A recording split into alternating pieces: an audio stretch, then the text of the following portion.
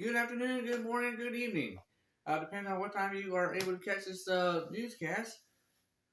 Uh, this is Railfans of Northeast Georgia. It is now time for another edition of Railfan News.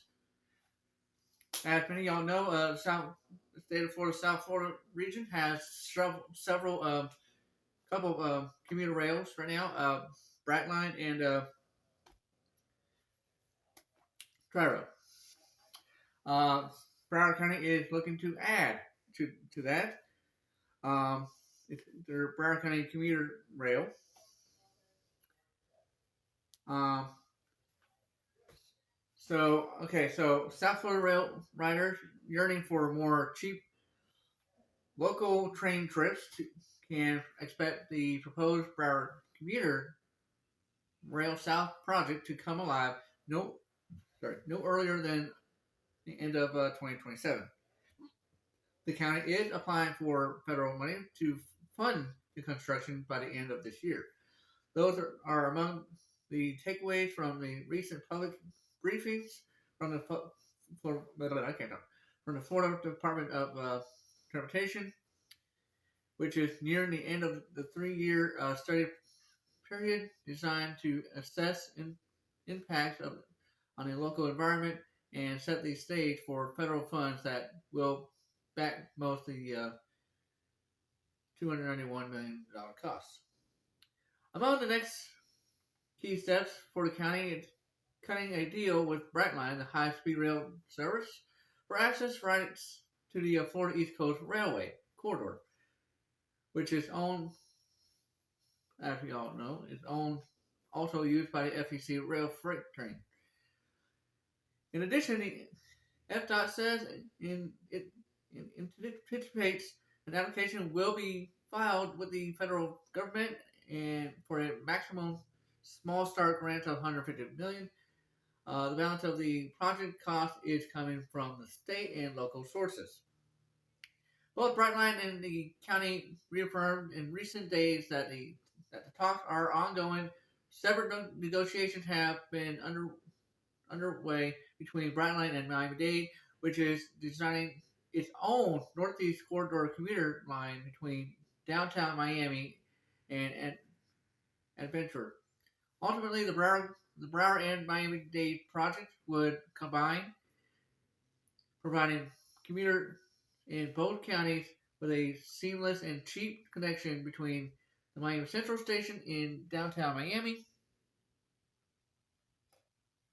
and a station to be built in South Fort Lauderdale near the Broward Medical Center.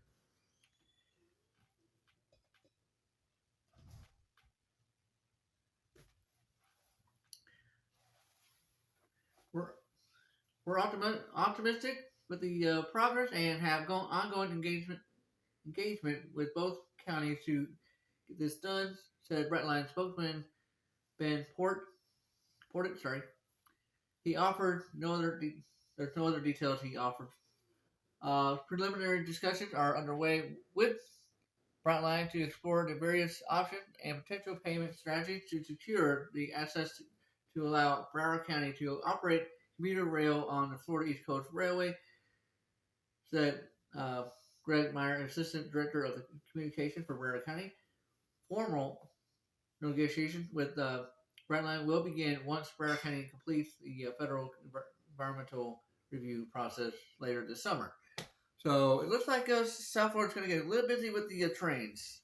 So those of you all beware. All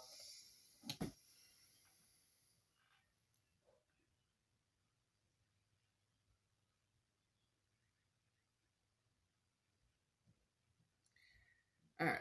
So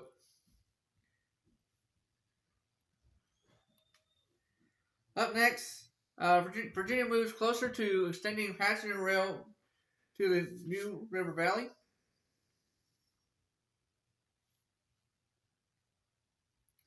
The Virginia Passenger Railway Authority on Tuesday announced that the preliminary discussion with Norfolk Southern about an alternative way to extend passenger rail to the New River Valley that would avoid a costly tunnel upgrade and make it easier to eventually bring service to Bristol.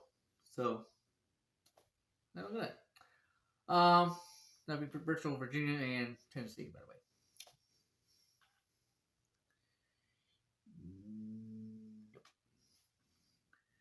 All right. After receiving information earlier this year regarding the cost and time frame for a previous plan that would use about 28 miles of Virginia line, which the Commonwealth purchased from Norfolk Southern in 2022, the authority revisited negotiations with the railroad operator to find a more cost-effective and timelier alternative.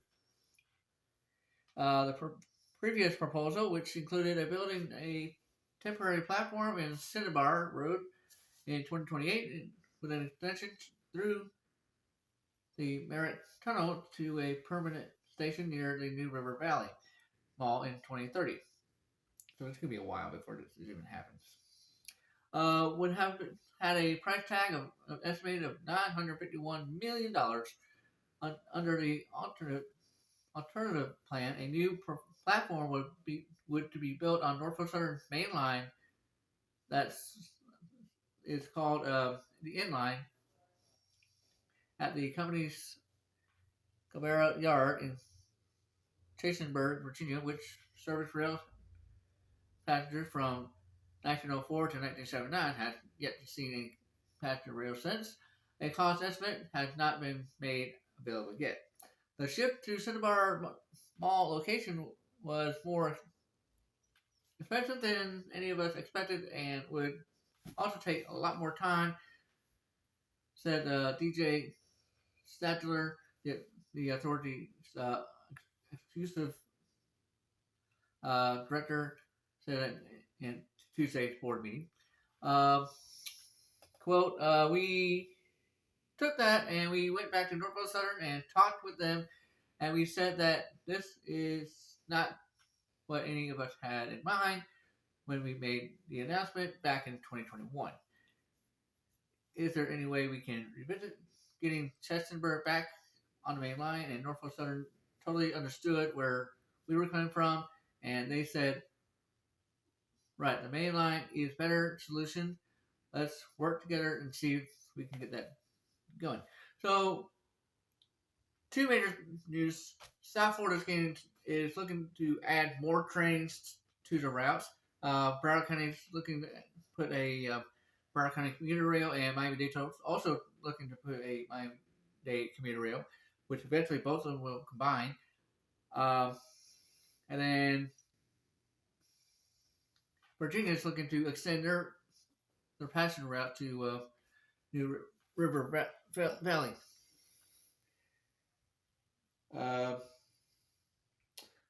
That is it. So, what's going on with Railfans on Georgia? Here's what's going on. So, Monday, Railfans North Georgia is going to go down. It's going to go to Irondale, Alabama, from whenever time we get there in the morning till about 12 or 1, and then we're going to go to Birmingham, Alabama, and catch some trains there as well. And that's going to be from whatever time we get there until about like maybe 6ish. And then after that, there will be no more big trips until July. And July is when we're going to do a big trip that's going to take up Ohio, Michigan, Indiana, Illinois, Missouri, 5 states. The stop for Ohio is Burra, Dessler, Marion, and Fostoria. The stop for Michigan is a small town outside of Detroit and Durling. Stop for Indiana is Elkhart and South Bend. And there's one more in there I can't pronounce the name, but it's in there. So let's look out for that. Stop for Illinois. It's Rochelle. Chicago, outside of Chicago. or we might ride Metro on one of those on this trip here. Uh, and then there's one more for Illinois that we're going to look at. Then Iowa, we're going to go to Fort Madison, and then Missouri, we're going to go into Atlanta, and there might be one more stop if it's on our way back towards the Georgia route. This trip will take place on July 17th, and we're going to go until close to July 31st.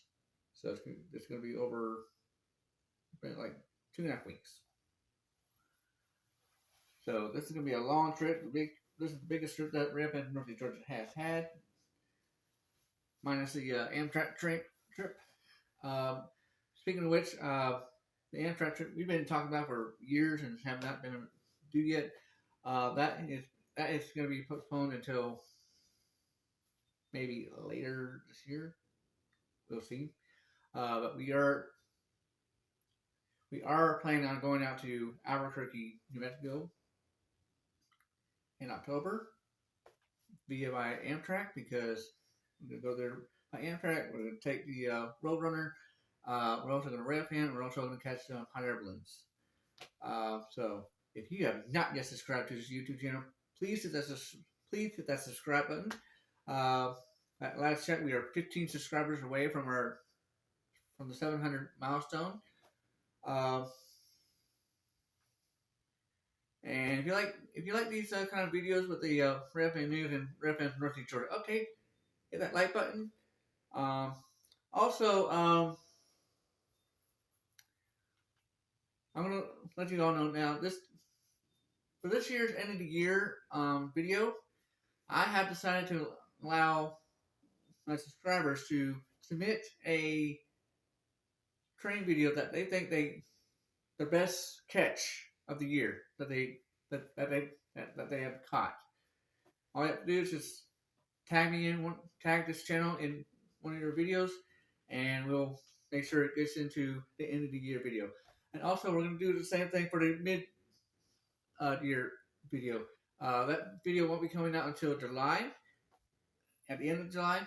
So if you want a video from your channel to be in the best catches of halfway through the year video, like I said, just do a shout out for me, and I'll make sure your video is in that video. Anyways, that's all for now, and we'll see you later.